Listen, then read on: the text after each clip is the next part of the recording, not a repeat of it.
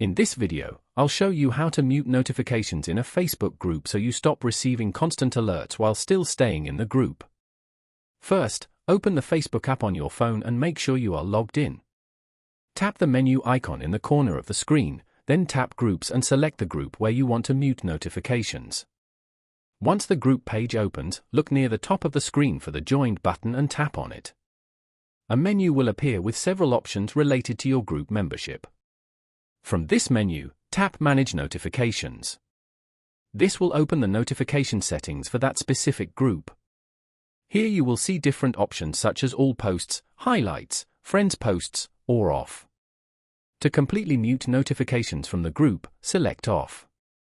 If you still want to receive fewer notifications, you can choose Highlights instead, which only notifies you about important activity in the group.